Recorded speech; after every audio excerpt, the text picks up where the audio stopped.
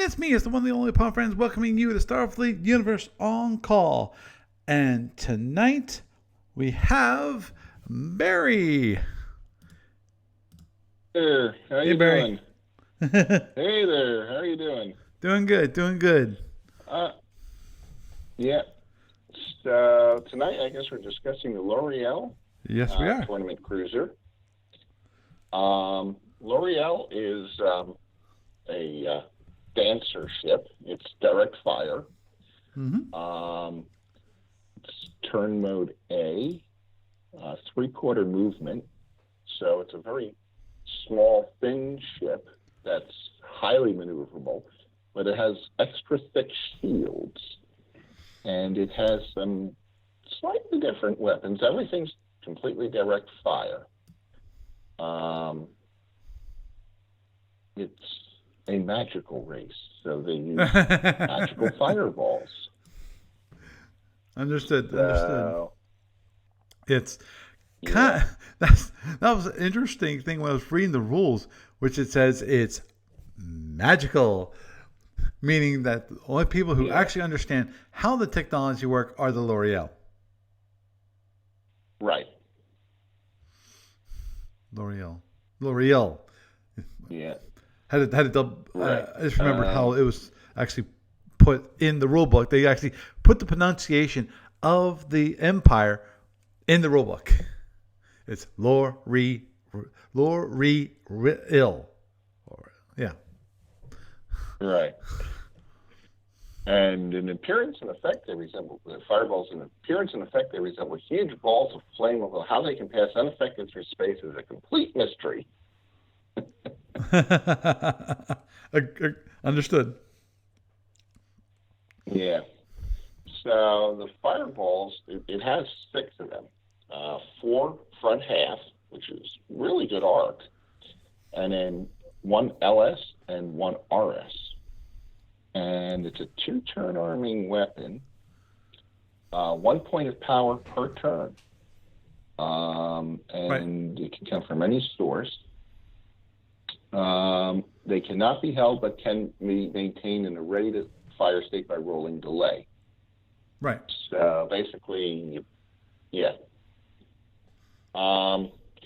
They don't do much damage. Yeah, actually, did you see? I read the note on the chart about damage from range 20 to 30, which is I thought was kind of funny. Which is just it reminds people that range 20 to 35 miles can do 0 damage. So it can hit you and do 0 damage.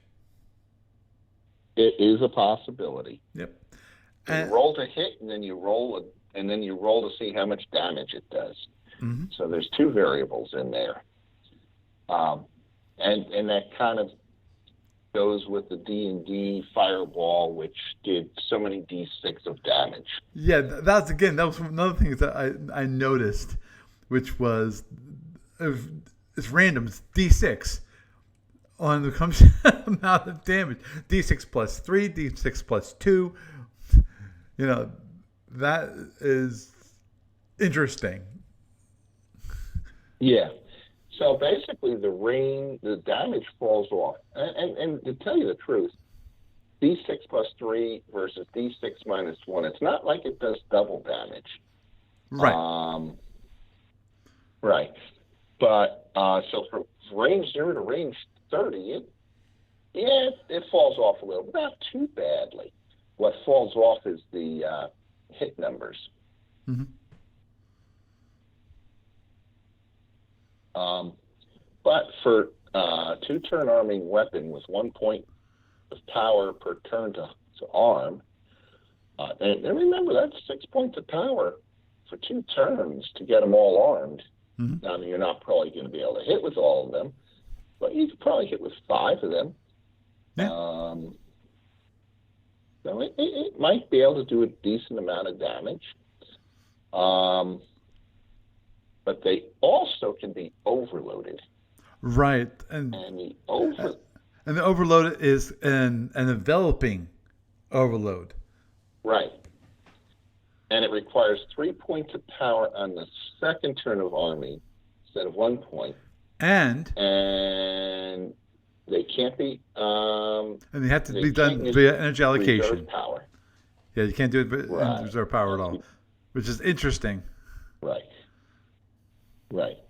The standard damage is scored, but in addition to this, the target ship takes 1 point of damage on all 6 shields, including the facing shield, which is cumulative with the original damage. So basically, if it hits, it does 6 points of damage, one point of damage to every single shield, in addition to its normal, which is an enveloper, but it's not overpowered. Yeah. But boy, does it cost to use that.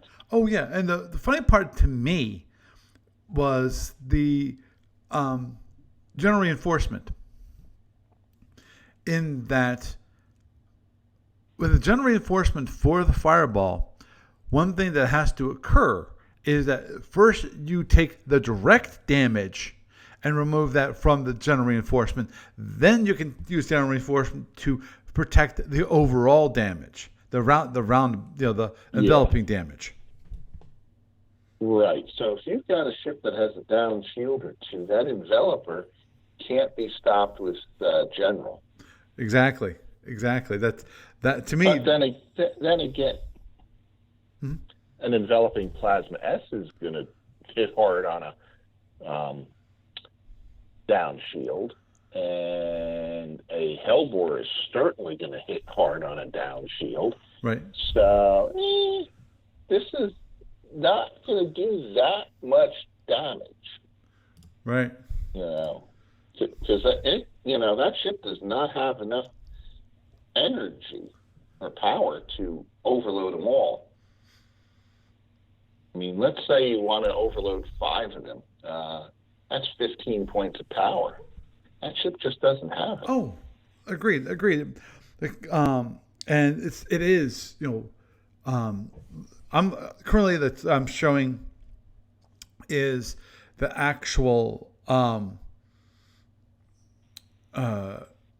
warp damage. The standard fire cruiser versus the tournament. The standard fire cruiser has only 20 points of power, and of course only has 5 fireballs too in their front half and then left side, right side. Now, with the tournament, you said there's 6? Where did you add the extra one? Oh, it's the regular ship has A, B, and C up front for front half. Correct. I created A, B, C, and D for front half. Okay, that's what I wanted to know, is what was the arc of the additional one. Yeah. Because in theory, for I know you put it in the rear half and said, okay, they can protect itself going backwards. I just made the 3-box launcher a 4-box launcher. Right. And I know the shields are a little bigger. The 733, they're 36. Right. And hang on a second. So why is this?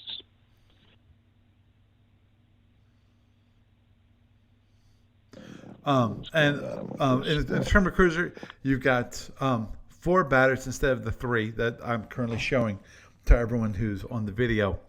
I was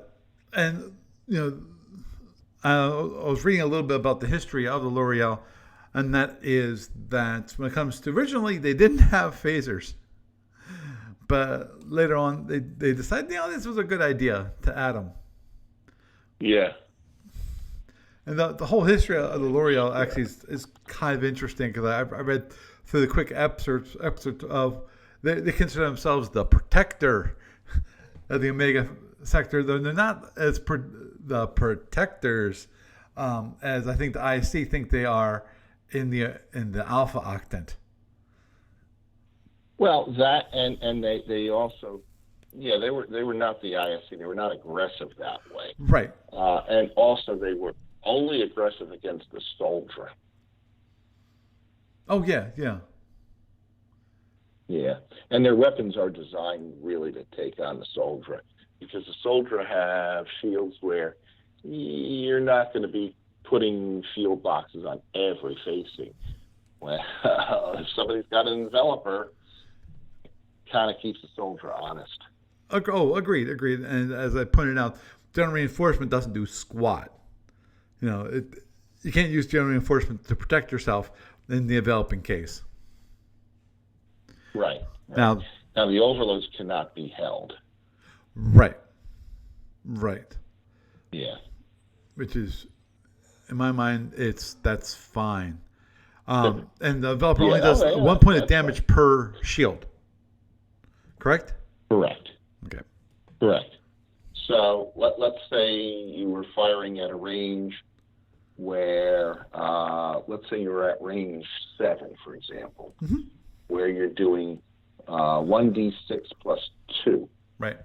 Okay, and you hit on a 1 through 4, which is not that great. Yeah, it's not that bad either. Not that bad. It's not but like let's say you hit. You do one. It's not like it's 50% to hit. I agree. It's no Klingon with a UIM, but right. 1 4 is but not bad. You're doing 1d6 is average of 3.5 plus 2 is an average of 5.5. 5.5. It's a little bit better than a photon, but not as good as a disruptor. Right. It's in that range. Mm-hmm. But of course, that's a 2-turn arming weapon that you only could put in 2 points of power. Now, right. If you put in a total of 4 power, the same as an overloaded disruptor, then you get a guaranteed extra 6 points of damage, about 1 point per shield. Right. So that 2 extra power is 6 extra damage. 3 to 1. That's actually pretty good. Mm-hmm.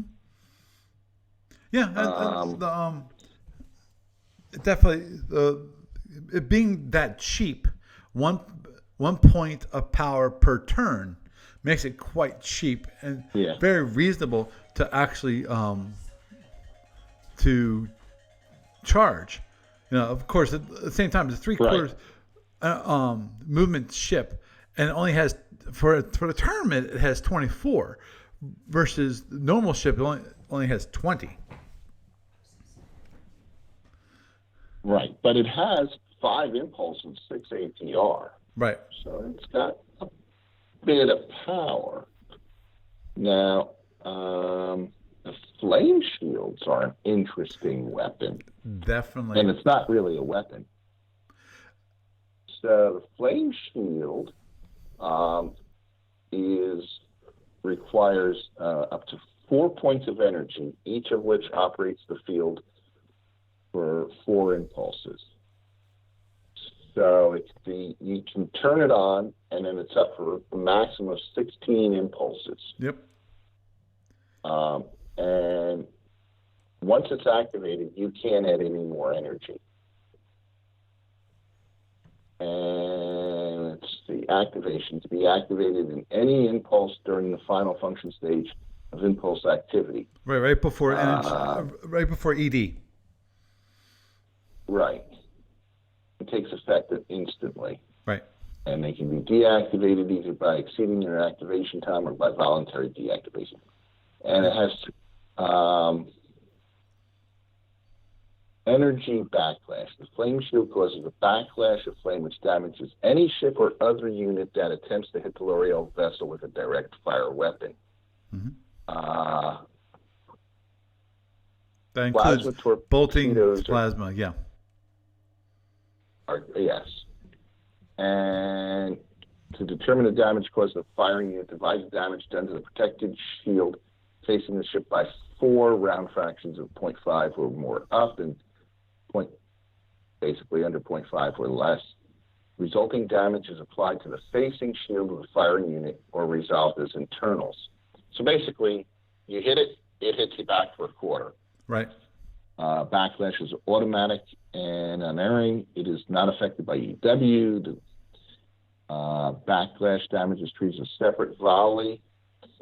And does not reduce the damage done to the ship. Right. Yeah. So if you hit me with an overloaded photon, you do 16, I hit you back for 4. Yep.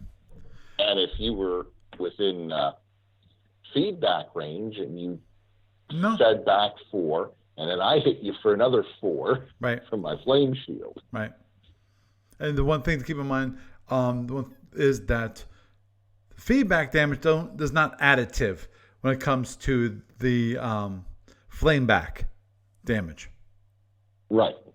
Yeah. If you have 2 flame shields up, you only get hit by 1.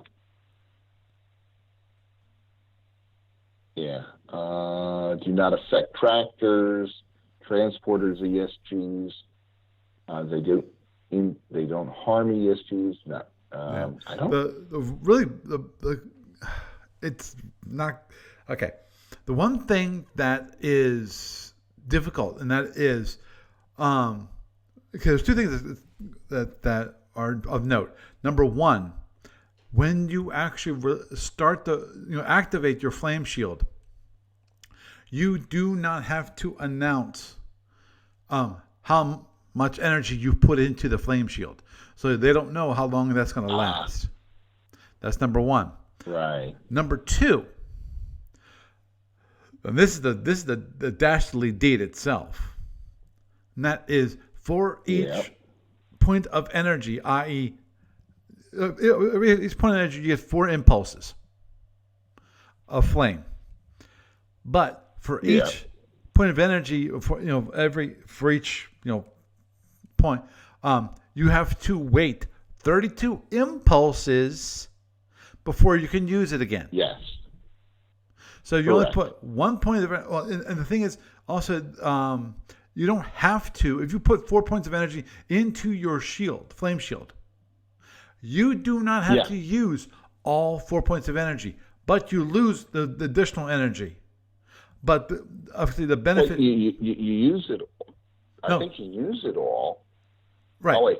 Energy in a flame shield can be held at no energy cost, but must be used within a period of 96 consecutive impulses. Right. Energy added in the energy. Okay. But when you use it, any energy and it's lost. But you don't have to. If you put 4 points of power, have it that much energy into your flame shield, you do not have to use all 4 points when you release the flame shield. You can have it so it only uses 1 point. So it only lasts for 4 impulses, which is good because at that point you can actually get back your flame shield in 32 impulses. Versus if you release all 4 points, you can't use it for another 4 turns. Right, and at that point, So in that case, that's a long time. That's a long time, and that's why, in some cases, you might want to actually have additional energy, but not use it. Because if you can guarantee that your opponent is going to fire at you, basically unload with most of his weapons in that first 4 impulses that you release the fire shield, then you can say, okay, I'm only going to do 1 point, so you can have it back next turn. Yes, you've just wasted 3 points of energy, but you'll have the flame shield back, which is, in my mind, more important because during that cooldown period, you cannot put any energy into that flame shield. Yeah. Now the ship has 3 flame shields, and each one covers a 180-degree arc. So flame shield number 1 covers the 1, 6, and 5 shields. Mm-hmm. Flame shield number 2 covers the 1, 2, and 3 shields. Mm-hmm. And flame shield number 3 covers the 3, 4, and 5 shields. Right. So that's weird. You have enough. Okay. Yeah. Okay, so here. I know. Here, and then here. So you have an overlap on shield number 1, and you have an overlap in shield number 3 and 5. 5. Right. Well, that allows you to pass the torch on. Right. RR. Ay. But you just got it. Yeah. That's why I said RR. I understood, Mr. Pirate.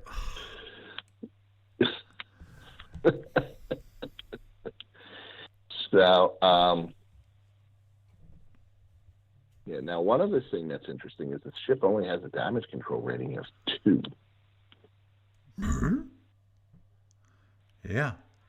Yikes. And a scanner, and the first scanner box, it actually does reduce capabilities. Yep. The sensors is decently well. So, it's 3 of them, 6 boxes. Yeah. Yeah. Right, which means that'll never happen. But scanner you could potentially have that ship lose a little bit from the scanner. Okay, the one thing that it has a hard time repairing anything. See if it can't repair much. Oops, wrong. That's the right rule book. Okay, that's the one. Okay, and it doesn't have any. Let me just double. I'm pretty sure I don't remember seeing that. Which is any FSPs. No, I don't. Okay. What? FSPs. What are you looking for? Flame shield projectors. They're mainly used for Loriyill escorts. Oh, I want to make sure that there wasn't any. Something. What? No, I didn't even know about them. I've never heard of that. Is that something that was in one of the captain's logs? No, that's in the rule book. That's rule number OG 7.0. Flame shield projectors. The reason I found it was because basically I was looking for Loriyill through my rule book to see what is the actual T9 point. What was it? OG 7.0. It's mainly used. It says the Loriyill escorts use flame shield projectors to set up a flame shield defense on nearby friendly ships. The device literally projects a shield onto a target unit where it operates for a few impulses, then collapses. General assume that the Loriyill produced it in concert with the development of their first fighters and carriers, which makes sense. I just want to make sure that was not there. Now, obviously, it only would be of any use when it comes to a tournament cruiser if the tournament cruiser had fighters, or obviously, in theory, it could use it for shuttles. Because shuttles are size class 5, right? Yeah.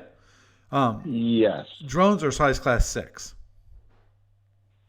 No. 7? Shuttles are 6 and drones are 7. Oh, okay. Okay, fighters are. Yeah, so I guess it could be used to protect pseudo fighters, which makes more sense. Right. Protecting a fighter would be almost a waste. Though at the same time, then why would they mention that it was developed? It was used in concert with development of their fighters and the carriers, unless it can protect their fighters. Because I didn't. I really hadn't looked at fighters for Loriyill. Because in eligible units, only size class 5 or larger units can benefit from a projected flame shield. The FPSs cannot be used on terrain object. The flame shield projector can be used on other units other than Loriyill units. Size class 5 or larger, it says. Yes. Okay, so it can't be used on fighters. Well, but again, if fighters are size class 6, then why would they even try introduce this with development of fighters and carriers? Well, maybe for protecting the carriers. Yeah. Now here's an interesting thing. Shield cost is 1+1. Oh wait, never mind. That's smack. That's standard. Yes. Yeah. That's why I say smack. Now the breakdown is 6, Yeah. which is really good. Of course, as was pointed No, out. 5 and 6. No, it's 5. No, 6. 5-6. The fire Did cruiser, I do that? the normal fire cruiser has a breakdown of 6.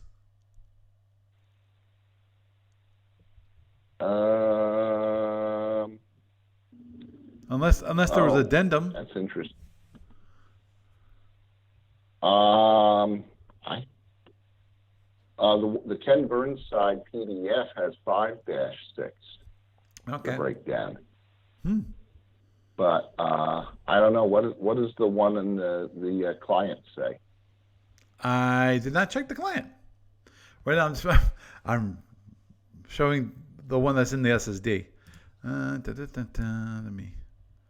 Let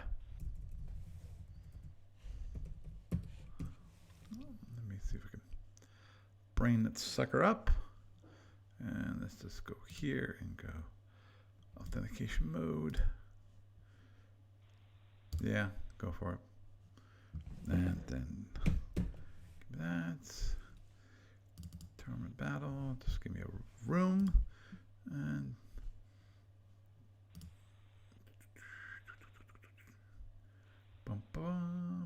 there it is. And let's go test. Start game. Okay. That's interesting. What? Did you colorize it at all? Yeah, I did. Okay. Because I'm looking at this. Okay, some of these things are purple, some of them in blue, some of them in black. Yeah. Yeah, I was in my color phase. Like, oh, I can make it pretty. Well, darn it, Sean. He's the one who was. They're magical unicorns. Of course, they're gonna be colorful. Okay, on the SSD itself, it doesn't state it. Now let me just go to Expendables. Yeah, Expendables. It says it's 5.6. Yeah.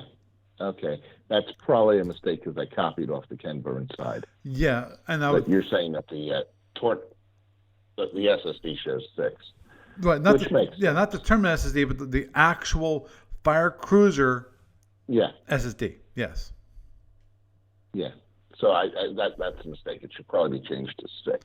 Yeah, I agree, especially given that the terminal of A. I did not check to see if Loriyill ships are considered nimble. I don't think so. Yeah, because if they did, obviously, then they have the same benefit as the Orion when it comes to double hit bonus. Right. Because that's one of the reasons why it can do what it does. Yeah, let me... Don't mind me. There's bases.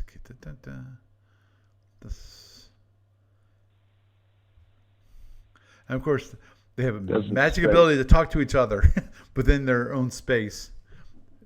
And instantaneous communication is, in the collective.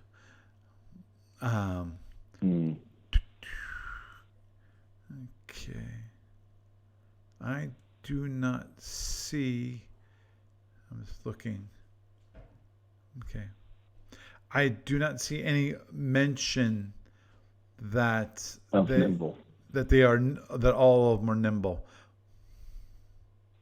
And it's not obviously it's not on the SSD either. So. Right. Their destroyer is turn mode AA. Wow. Which, yeah, and their frigate is turn mode AA.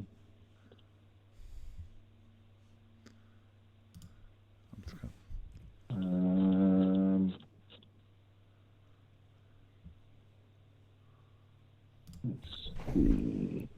Oh, wait, here it is in the master ship chart in the SSD book. The frigate is nimble. The frigate is nimble. Okay, so just the frigate, which that makes sense. Yeah.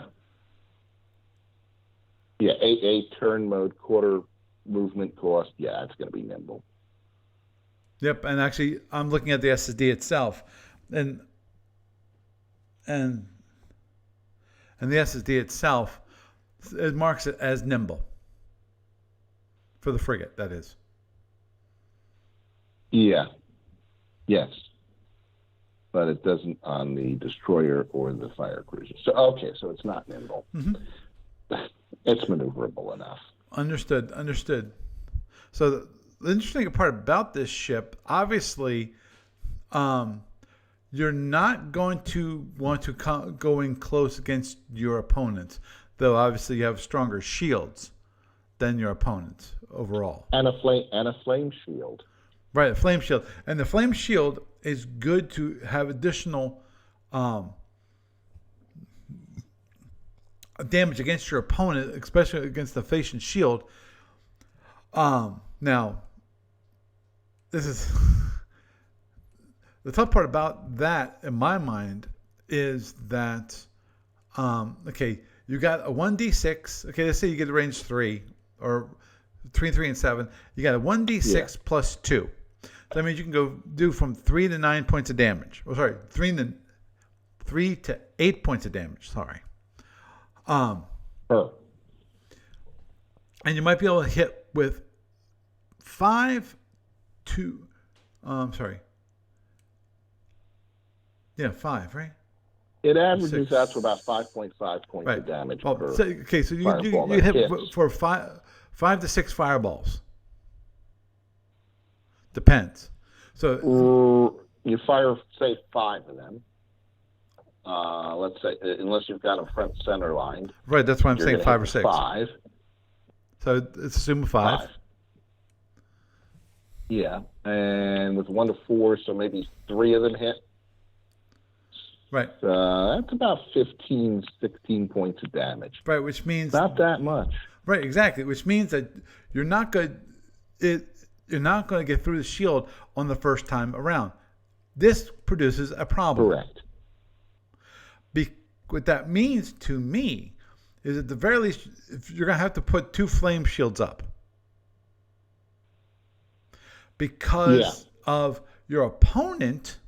You can only put the front flame shield up or a front flame shield up. Then what's going to happen is that your opponent is going to wait for your battle pass to be basically completed because he doesn't have to worry about internals. So he can wait to hit a shield that in the rear quadrant, that if you didn't turn on the flame shield for the rear quadrant, the rear half, basically, then you don't have to worry about it. So at the very least, on your first tack run, obviously your opponent's going to want to fire his weapons on you. If he wants to, he doesn't even have to.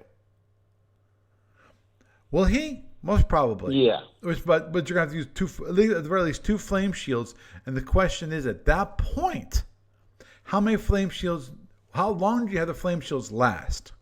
Because you have it's either going to be a one scenario use, or it's going to be your opponent's going to possibly try to wait out. Now, I would think that at the very least you'd probably want to put 2 points of power into your flame shields so that it would last for 8 impulses, which means that you could get at the very least the next range bracket, hopefully, because you should be able to also understand that. Yes. This is about as close to a frax as you're going to find. Look at the firing arcs. Oh, agreed. Now, the frax is more. I was going to say side-based like the Britannians, but the Britannians, they're really side-based. Yeah. You remember the Britannians in the Module C4? Yeah. Yeah, Yes. those were interesting. hey, why not? It's training stuff. Uh, just like Right. that. But look at the phaser arcs. The phaser Mm-hmm. arcs are downright different. Agreed. So your primary offensive weapons are your PM1s, your microphasers. Mm-hmm. Because PQs, they're long range. They're a sniping weapon, but they're not that good at short range. And it's Right. got 2 PQ1s, 2 PQ2s, 4 PQ3s, and the 4 PMs. But look at the PMs. Right. Left side, right rear, and right side, left rear. So that's a pretty wide arc. That's a pretty strange arc. It is, isn't it? Those PMs are basically out of shields 3, 4, and 5. It can fire all 4 PM1s. Mm-hmm. So their longer range weapons are good out the front shields, and the shorter range, heavier weapons are good out the rear shields for phasers. Right.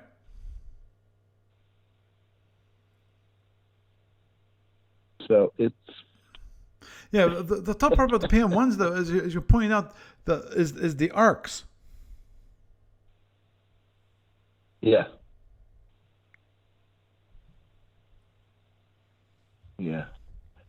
It's Because you got basically the fact you is- got 2 on the left side, you got 2 on the right side.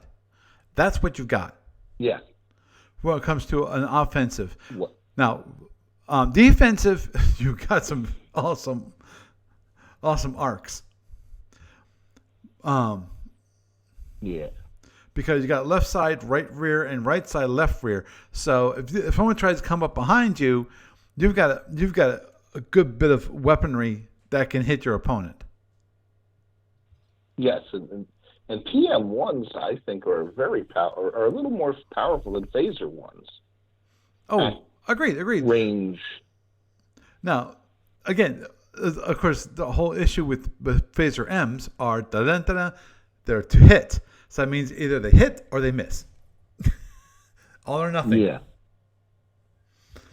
Right. Which is always the issue with to hit weapons. Yeah, but the range out to even range 12, they've got a 50-50 shot. Oh yeah. Yeah.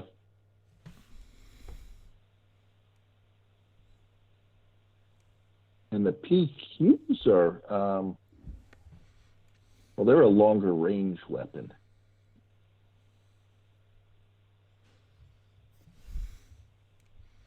And certainly the arcs are, there's no weapon on that ship that has less than a 180-degree arc. Mm-hmm. In fact, all the phasers have 180-degree arcs. Right. The only thing that has only except 180 for degree the arc. PM1s.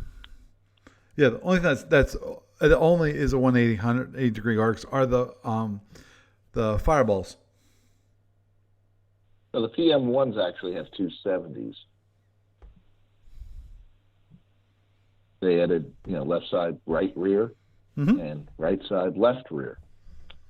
So they added another 60 degree. Well, not 270. Sorry, 220, 240 rather.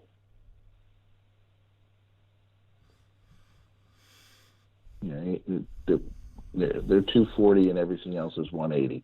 Your fireballs, of course, are all 180. Agreed. But yeah. So I agree that your phaser M's are one of your most effective weapons because other hits. Other than the fireballs. Other than the fireballs, but obviously the big issue is when it comes to the M1s, you don't have that many of them, and you have to get them center line to have them all have all of them to hit. No. Well, in the front, yes, but not in the rear. Correct. But again, those are good for protection against your opponent who's probably going to be chasing your butt down.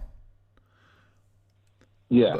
It has those 4 phasers, those 4 PM1s, all hitting the entire rear arc. Mm-hmm. That's an interesting idea, though. Yeah. That definitely presents an interesting idea, which is to do an initial a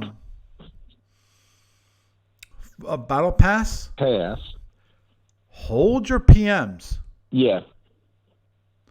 Right. So that when because it's not if your opponent chases you, because your opponent will chase you. That's not a question. Because when you turn off, they're not going to turn off with 15 points of damage on their and possibly only 10 points actually hits their shields. No, they're going to run down your butt. But when they run it down, you'll still got you got your PM1s all available, and especially when you're running away, facing your opponent. So now, obviously, same time, you don't want to let your opponent get close, where the PM1s actually are effective. Right. That's the catch-22 of that situation, and especially given that the flame shields in the rear, you don't have much overlap. At least you don't have overlap when it comes to shield number 4. Right. But if you're in a stern chase, you're not going to be. What point? You don't use the flame shields because the opponent's just going to hold his fire until the flame shield goes down. Right. Which is why, in my mind, you have to guarantee to force your opponent to fire. Which means to me, that at the very least, you have to do it when you're running away. Well, the other possibility is to go to range 2. And at range 2, think about this. Oh, yeah. The fireballs, okay, so let's say you get 5 hits with fireballs, doing 3.5, 6.5 each. Right. Average. Mm-hmm. Okay, so 5 times 6 points, that's about 30 points of damage on fireballs. Right. Not quite as much as disruptors, but you can make that range 2 firing pass with your flame shields up. Right, and then of course, and you hit them. And then with the M1s are guaranteed to hit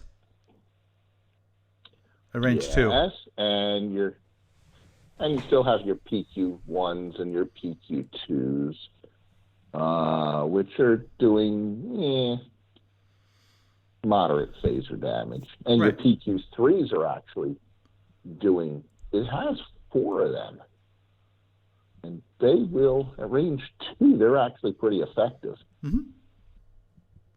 They average 2 points of damage per. That's not bad for a phaser 3. Agreed. Now, of course, it depends upon who you're fighting. Because you always have the issue with when you're fighting against opponents with seeking weapons or fighters, because the soldier has fighters. On your way in, you're going to be using your phaser to fight those off. So your main source of damage against your opponent's ship is going to be your fireballs. Well, think about this. Soldier fighters are pretty nasty, right? Yep, very nasty. And fireballs in enveloping mode are very nasty against unshielded objects. Ooh. Yeah. Effectively, they do double damage against it. Unsealed. Yeah, because you're basically adding 6 damage points. Mm-hmm. Oh, yeah. So, yeah. But at the same time, So, developing is expensive, and you have to plan for it. yeah. Yeah. So, anyhow, the Loriyill yeah. is definitely an interesting ship.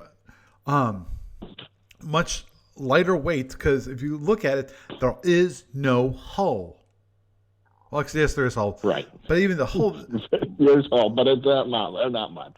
well, one, two, okay, Not you got 6 over here, you got 6 over here. Total 12 box of hull. That's not much. That ain't much. You got 4 labs, 3 bridge. Wait a minute.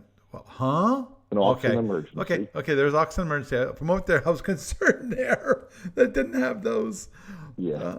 That's kind of important because then your controls, you can easily get uncontrolled really quick. But only 1 tractor. Well, a 3 bridge that. Actually, 2 tractors. Okay, the tournament has 2 tractors. Okay. I switched back to looking at the main. Only 2. I'm looking at the fire cruiser Only myself. 2 transporters. Only 2 transporters or 1? 2. Okay. So the tournament has 2. Okay. Yeah, tournament has 2. But remember that they were there's the the fire cruiser in the I see. Mm-hmm. In the SSD book it's only got 1 transporter. But Right. transporters are useless against Soldier. Right, against Soldier. But again, remember, in tournament play, or even a mega play, you're not fighting only Soldier. You're fighting against the Kalagar. I think Right. that's the main. From the looks of Right. the history, that was their main opponent that they fought against was the Kalagar. Was a Soldier. Well, they also fought against the Soldier. But they were protecting the singers from the Kalagar. Okay. So outside of the Soldier, which that was one of those things that I read, which was interesting. Let me see if I can find it.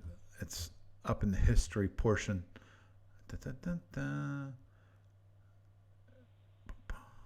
Okay, history. Come on. Here it is, history, which was, I think it was in the 200s that I was thinking of, which was, again, interesting when they flew off towards the void. Yeah, Soldier invades Singer space, hitting Loriyill ships where their defenses were standing. The Singer homeworld was so drained of life, Singer's refugees floated into Loriyill home. Collective throws everything it has against the Soldier. Black Sun and his victorious Soldier invasion ends abruptly. That was okay. Where was it? Dang it! Soldier and his arms were observed doing battle in the Nucian cluster, which is outside. That's outside the Milky Way, right? Yeah, outside our galaxy. Yeah. That's what I thought. Okay, Mazeron's proposed Operation Concentrated Strike at the Andromeda Base in the Rin Nebula, believing that it's the main source of Andromedan power in the region, but cannot convince the neighbors to send forces. Well, where was it? Dang it. Soldiers just began to arrive in the Omega Octant along the edge of the void. Okay, I can't find it at the moment. Of course, there was that one, which is the Loriyill ships began leaving their territory and headed towards the void, passing through Kalagar chloroform war zone without any attempt of intervention. It was the one thing that I was, as if it wasn't, that kind of was mentioned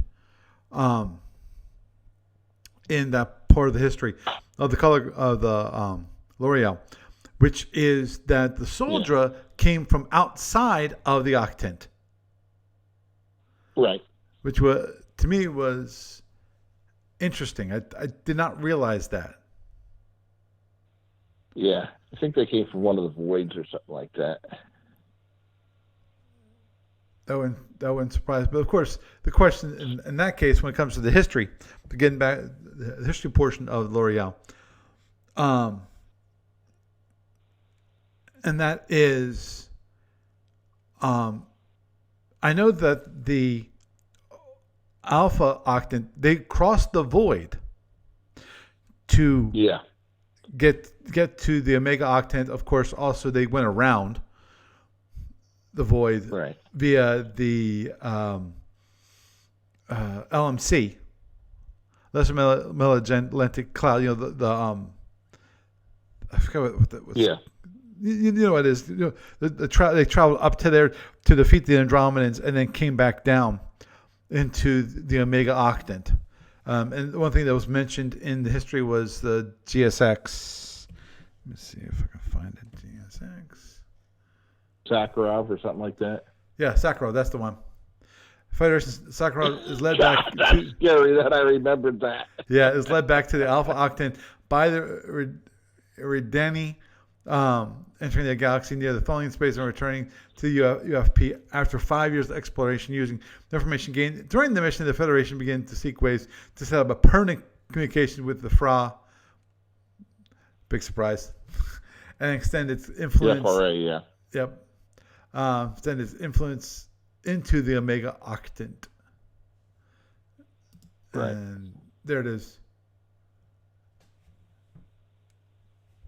Right. Okay. Yeah. The Federation, Sakharov fights several small battles, defending itself against the Zosman Marauders, Kaligar patrol ships, and the Volpa picket forces as explores the rimward of the FRA.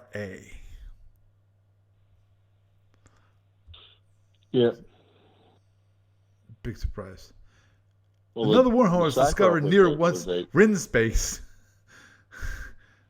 Well, the Sakharov was an X-class, an X-cruiser, but it was a galactic survey cruiser. Yes, it's GSX. Yes. Yeah, GSX. Yeah, galactic survey X ship. Yeah. Yes. Yeah. Which is interesting by itself. If we will get in the history.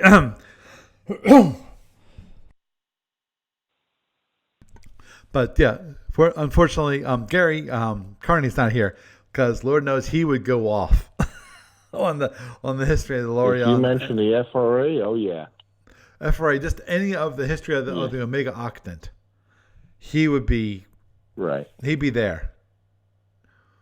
Oh yeah. You know. But any case, the Loriyill. Now I played that ship once or twice. Mm-hmm. And it's definitely a dancer ship.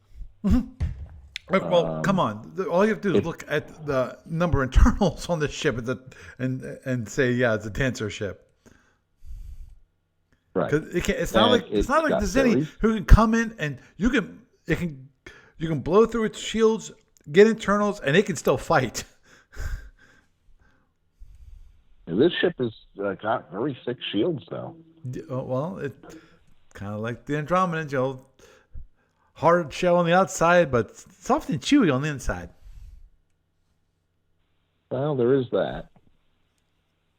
Of course, if you're digging through those shields, it may have, and that's the thing, it may put up its flame shields to say, well, I'm going to get an alpha, and you may want to hold your fire and hope that the alpha doesn't do too much to you, and it's when you get away. Mm-hmm. Well, that's why a person might wait, but there's a catch-22 situation when it comes to waiting when you have the flame shield. The flame shield is wonderful for Loriyill in that it can force your opponent to wait if they don't want to have the extra damage that them firing at you will cause. But correct. There's a point where they've got to fire at you, or they're not going to do anything because you're going to get because of the distance at some point. Because especially given you have a faster ship overall, when you have everything's charged, that the flame, the flame shield's charged, which can be held for 0. The fireball, which is only 1 point per, and then the phasers, which can be charged, and then it's capacitor, so it costs nothing. Right. During that battle pass, the initial battle pass, it can fly extremely fast. Mm-hmm. And the question is, can your opponent fly just as fast to keep up so that the Loriyill is not coming in and then flying away on that turn? Obviously, the one thing you always have to be careful about, which is timing when it comes to the turn itself. You don't want to be the Loriyill does not want to attack late in the turn.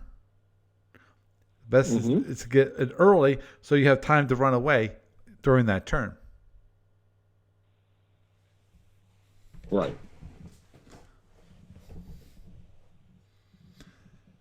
So that's why it has to flutter around like a fly, like a fairy.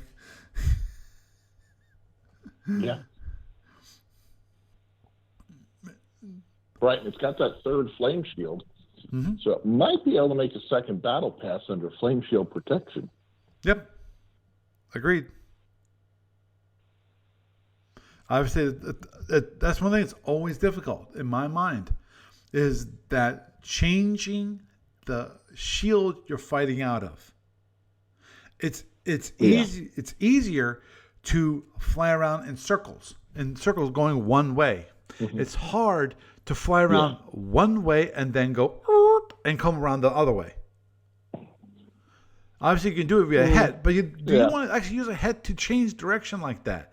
Usually, you want to use a head to modify your direction so it surprises your opponent, or to get that that once down shield, you get a fresh shield facing your opponent. Yeah. Or do that het to get to your opponent's down shield, when they have nothing, they can do nothing about it. Right. So now, interestingly enough, that ship on a second firing pass, it might want to go slow in on the last remaining flame shield and overload or envelop all the fireballs and say, hey, you may have turned another shield, but I'm going to do a few points of damage on the down shield. Right. Yeah. Yeah. Each of the fireballs can do 1 point of damage on that down shield, or on a weak shield. Yeah. Now, obviously, I think it becomes more effective later on, not the second battle pass, but possibly the third or fourth. Well, yeah. Every time you have another down shield to work on, those envelopers are more and more useful. Agreed.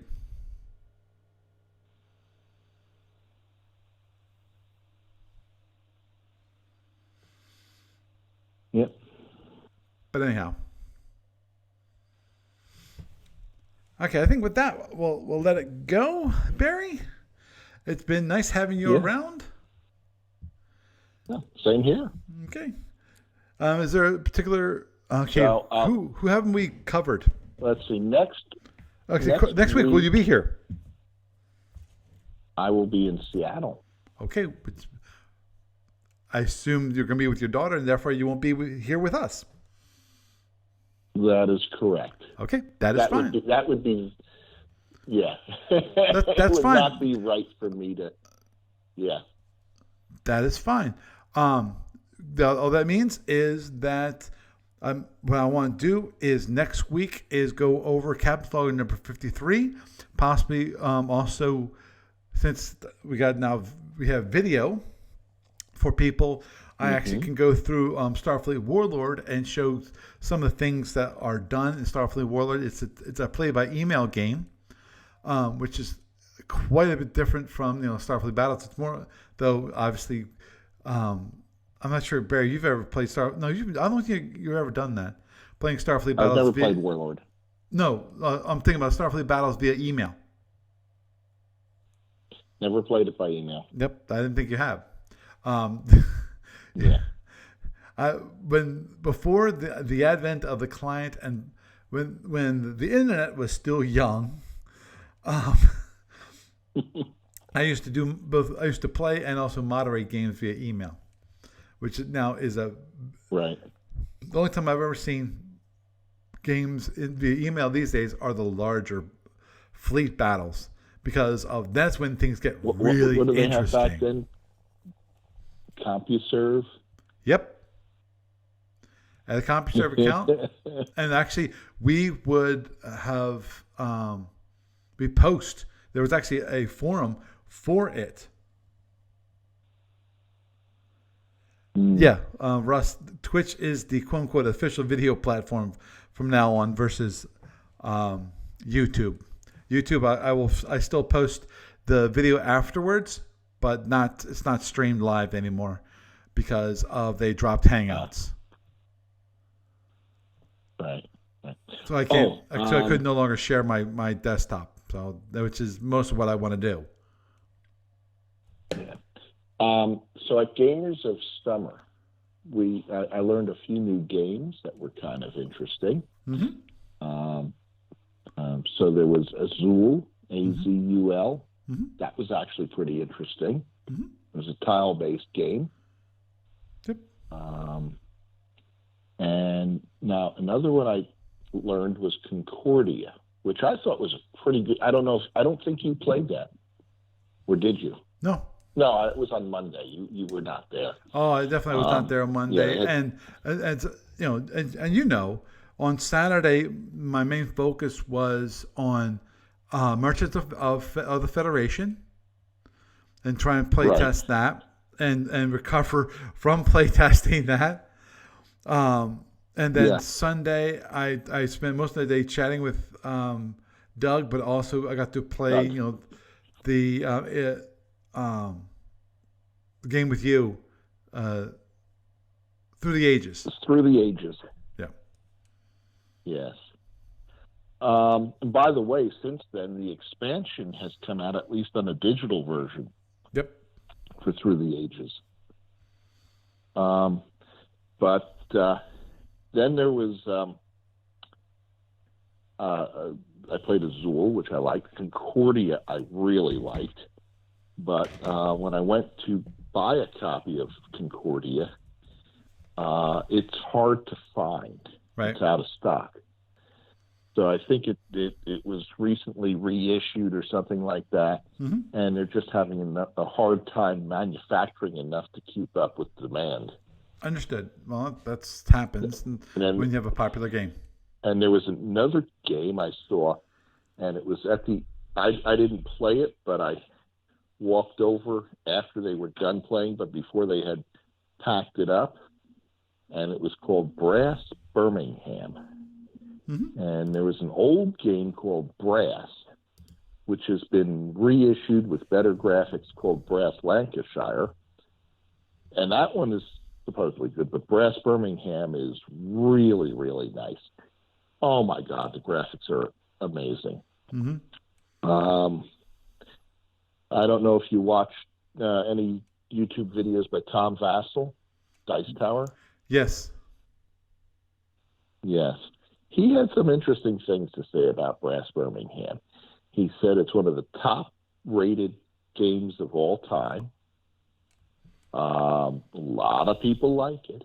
Mm-hmm. And I've watched a few videos on how to play it since then, and it's like, wow. But he said that, Tom Vassell said that he didn't like it because he said it was too much work. Right, and I think we've agreed that basically he likes simpler games. Yes.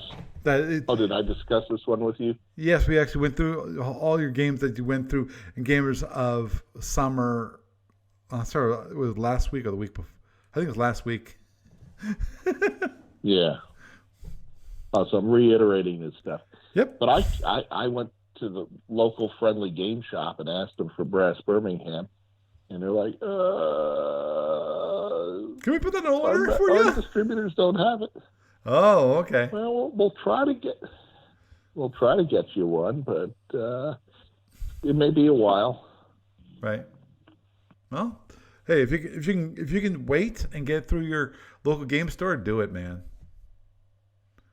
It's always good to support your local game store in any way you can. It's a comic book store up the street from my apartment. Mm-hmm. But I will certainly have it in time for Gamers of Winter. Cool. As for Concordia, they don't have it either.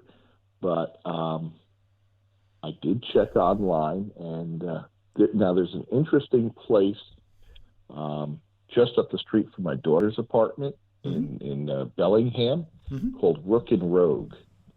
And it's a place where they have game tables set up, and it's basically a pub with better food and lots of games. Yes, it does. Game tables, and it's basically what's that? Yeah. Understood. Yeah. Yeah, and I remember you describing how it basically just you can sit up there and drink and eat and play games to your heart's content. Yes. And one of their drinks they have up there is called Mutter's Milk, which is coffee and Bailey's. Oy. Yum. What? You've never had that? Nope. Actually, I think we had that discussion, didn't we? Yep. You need to try that one. Bailey's with coffee. Bailey's Irish Cream and Coffee. It's a good drink. Well, geez, alcohol. I really don't drink that much alcohol these days. It's have no reason. I don't either. And Lord knows. Come on, if you go to a bar, freaking heck, man, it's expensive as hell. Well, in a place like that, you're paying for the game table. Oh yeah. Oh, agreed. You're paying basically. And the fact that they basically have hundreds and hundreds of games on their bookshelves, and you basically and the wait staff is really good about. We'll recommend that game, or we'll recommend that game, and you bring it out to the table, you play it, and then they serve you drinks and bring you hamburgers or whatever that you want. Well, and they'll. If you want to be there 6-8 hours, no problem. But yeah, I don't drink much either. I think the last alcoholic beverage I had, the last one I had was when I was in the Dominican Republic back in early February. Wow. It's been that long. Understood. Okay, well, I'll let you go. It's starting to get late, actually, and I still need to put everything together and go to bed. Yeah. Okay, well, you have a good night. Yeah. You too. Okay, Bye. see you in like 2 weeks. Yeah. Okay. Bye. So I had a nice little chat with Barry. Next week, we're Gamers of Summer, and some of the games that we played, which is, actually he played, and then we played one together, which is interesting. And I mentioned the whole thing with Eve last week, and I actually haven't gotten back to Eve Online. I need to do that, just at the very least, just to gather up a little bit of things and have some time to kind of playing and enjoying. And actually, I'd like to get back to Merchant of the Federation and re-go through that game again now that I know more about the rules, and possibly even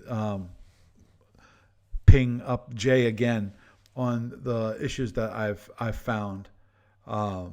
Because it looks like Nick Blank, who I used to judge with,